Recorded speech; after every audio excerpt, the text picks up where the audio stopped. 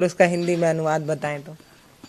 देखिए, जो है हम आपको एक कथा सुनाते हैं श्री रामचरितमानस का। भगवान राम से अगर कोई प्रेम तो सब करते हैं, लेकिन कोई सबसे ज्यादा प्रेम करने वाला है तो वो माता कैकेयी है। लोग तो समझ नहीं पाते हैं, कहते हैं कि वो तो वन में भेज दी थी, वो कैसे प्रेम करती हैं।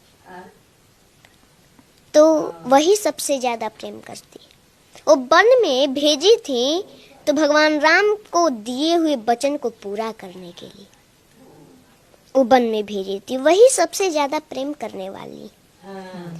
सभी लोग, सभी माताएं अपने बच्चे को दूध भात खिलाती हैं बड़े प्रेम से। वैसे ही एक बार माता कैकेयी भी भगवान राम को अपने गोद में बैठा करके और दूध भात खिला रही थी। भगवान राम एक गिलास खाए, 2 गिलास खाए, 3 गिलास खाए, चौथे में हाथ पकड़ लिए। बोले, माँ, आपने कभी हमसे ये नहीं पूछा कि राम तुमको कुछ चाहिए?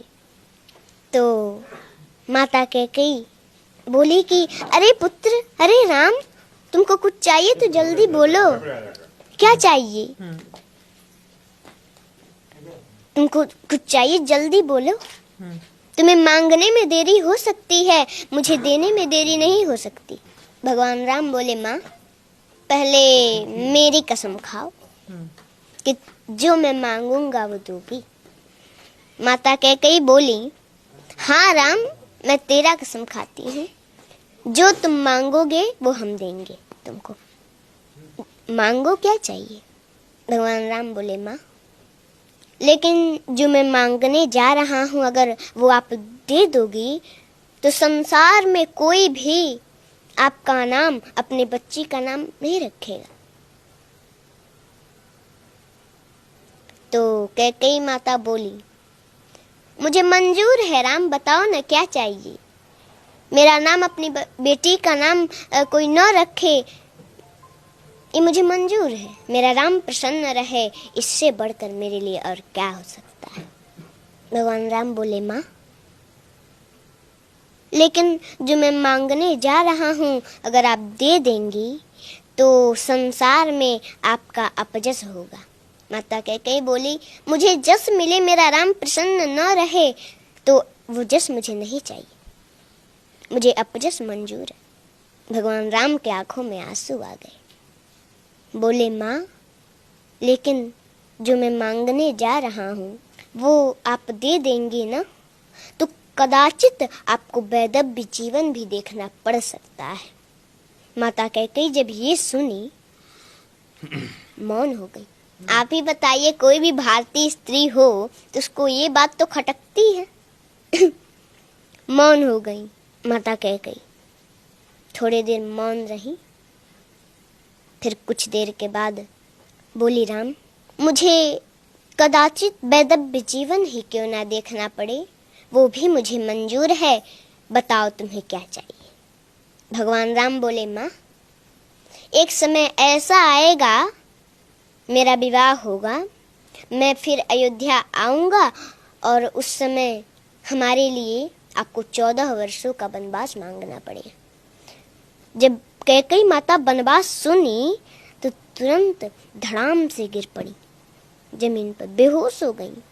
भगवान राम ने जल से छींटा मारे तो कुछ देर के बाद होश आया।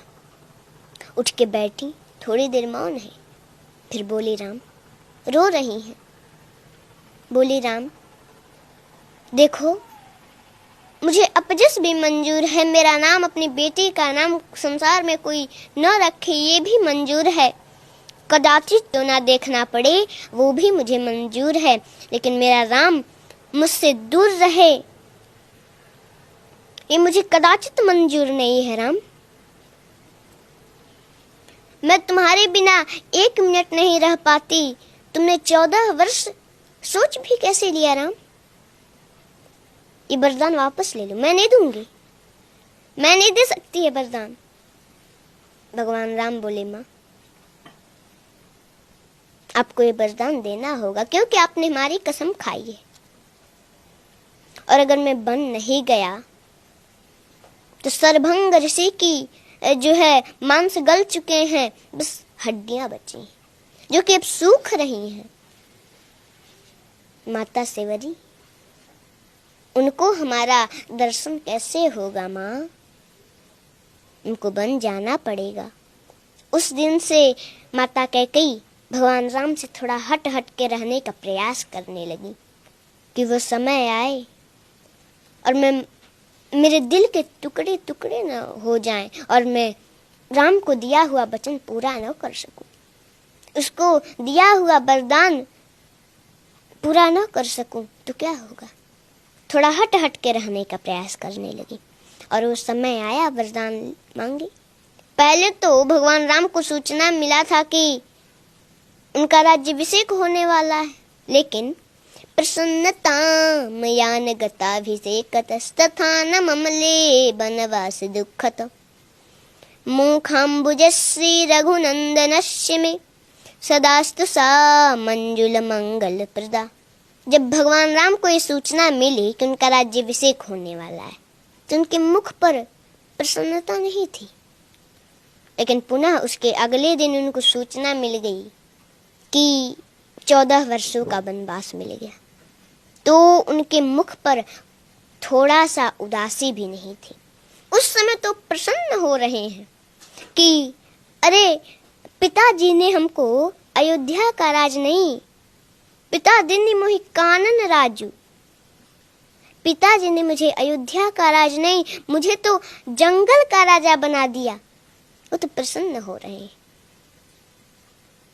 और उस समय उपदेश देते हैं कि कोई भी परिस्थिति हो उसमें प्रसन्न रहना चाहिए, हंसते रहना चाहिए। कोई प्रसन्नता की बात सुन ली, ज्यादा उसमें प्रसन्न भी नहीं होना चाहिए, और कोई दुख का बात सुन लिया तो उसमें ज्यादा दुखी भी नहीं होना चाहिए। हर परिस्थिति में एक जैसा रहना चाहिए। जी देखिए, पुत्र और माता के बीच का जो प्रेम है वो इन्होंने कितने प्यार से समझाया है। इतना इससे पहले भी कई बार राम कथा सुनी होगी, कई बार आपने मंचों पर सुनी होगी, मैंने भी सुनी है, टीवी में देखा है, कई बार मम्मी के साथ सत्संग जाना हुआ है, लेकिन इतना प्यार से आज तक कभी नहीं सुनी हूँ। इतने मधुर आवाज में कहाँ पे ठहराव देना है, कहाँ पर पिच गिराना है कि आप उस वाक्य से जुड़ पाए, कहाँ पर पिच उठाकर हाई बोलना है, ये एक कला है।